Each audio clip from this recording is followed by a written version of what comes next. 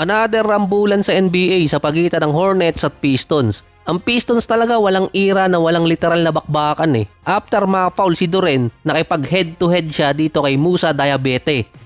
Mainit din yung ulo dahil mataas yung sugar, diabetes. Dinakot ba naman sa mukha ni Jalen Duren?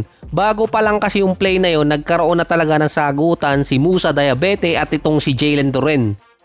Nagkakasikuhan na yung dalawa eh. Dito sumugod si Diabete at parang si Jalen Duren wala namang pakialam. Ilang suntok din yung binatawan pero walang tumama. Hanggang sa napakalma naman ni Con Newpel itong si Diabete, kaso mainit doon si Miles Bridges.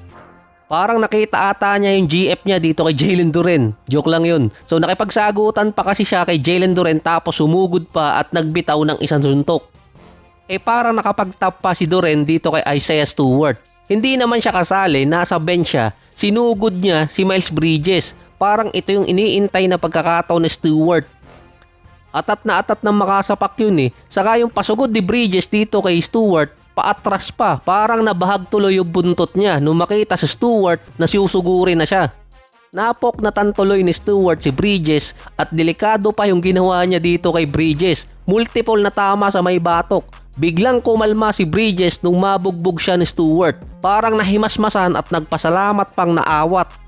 Parang nagsisi tuloy sa dulo itong si Bridges. Ikaw ba naman yung mabugbog? Saka yung mukha pa naman ni Stewart kapag susugod parang hindi papahuli ng buhay.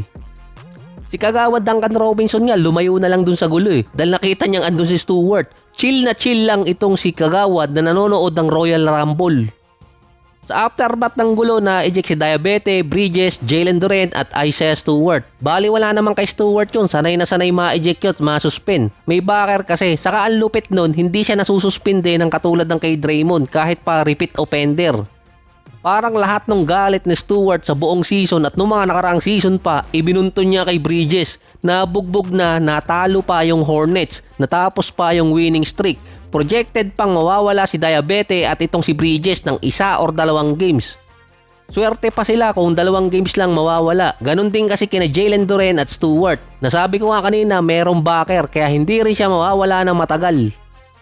Yung undercard naman ang laban ng Hornets at Pistons, yung sa pagitan ng Atlanta at Minnesota. Nakalmot pa si Jack Landale, umaawat nga lang. Yung gulo kasi na yun sa pagitan ni Guille at ni Naz Reid. Parang away bata lang eh, hindi nagbitawan ng jersey. Gusto ata ni Naz Reid yung jersey nitong si Guille. At gusto atang magpa-trade sa Hawks. Hindi na pwede, tapos na yung deadline. Naging taga-awat na lang si Gabe Vincent sa Atlanta Hawks. Tambak na rin kasi noon ng Hawks kontra sa Minnesota. Si Anthony Edwards naka 30.6 rebounds at 6 assists na. Si Guille at si Naz Reid na-eject pa sa game. Panalo yung Minnesota 138-116. Ikalawang sunod na game ni Luka na hindi nakapaglaro versus Thunder naman ngayon. Nakabalik na si Jalen Williams para sa OKC. Panalo ang Thunder 119-110 kontra sa Lakers. Akala ko masisilat pa eh. Akala lang pala yun. Expected din naman na mananalo doon ng Thunder dahil sila ang top defensive team.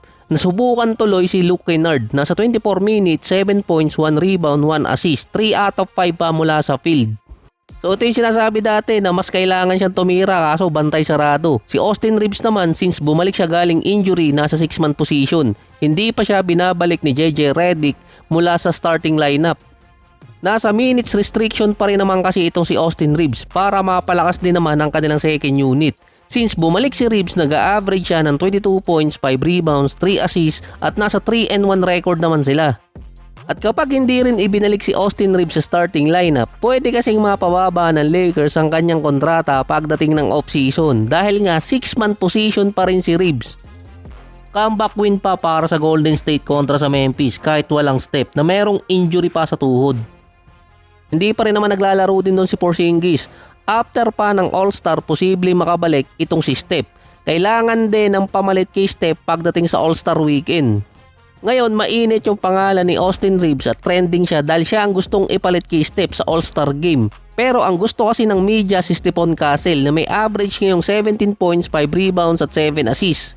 Bago na injured itong si Austin Reeves, pang All-Star talaga ang number niya. Meron pa kasing MPJ doon kaso nasa East, meron pang Markkanen kaso nagtatank kahit nanalo pa sila sa Miami Heat or kaya si Dillon Brooks.